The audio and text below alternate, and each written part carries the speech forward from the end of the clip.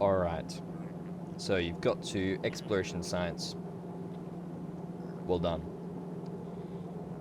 As you've probably realized by now, it is a much bigger challenge than Introspection Science. What we need to do is compute Pythagoras from 2 coordinates. So what we got to do first is take the x coordinates of both and subtract them. The reason we're doing this is because we're going to assume that our triangle is at the center of a graph, where the right angle is at 0, 0.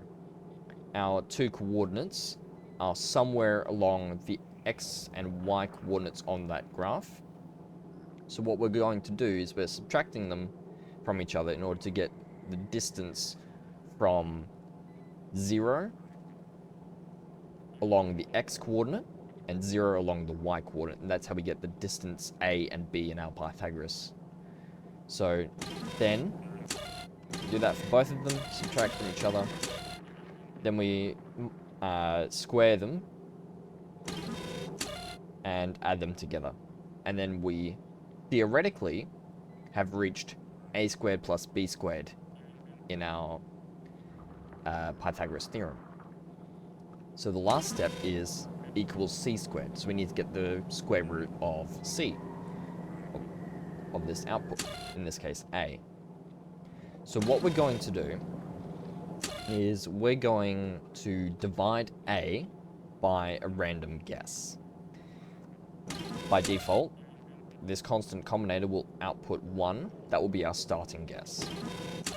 So a divided by 1 would be essentially a. Here, it would be that output plus 0, output again. However, in this case, it would start as 1. So a divided by itself would essentially be 1.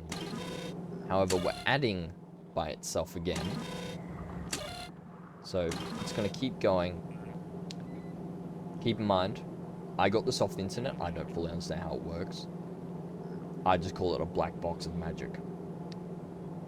However, from what I understand, it is essentially playing higher and lower.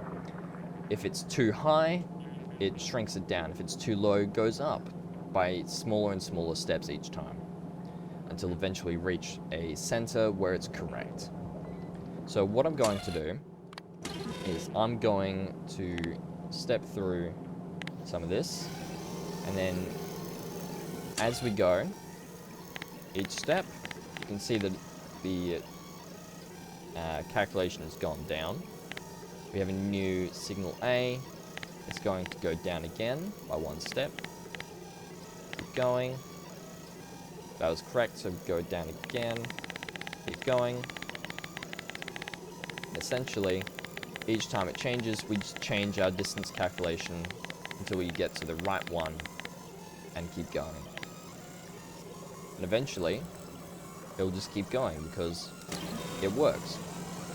Normally, with this sort of Pythagoras square root, you would have decimals.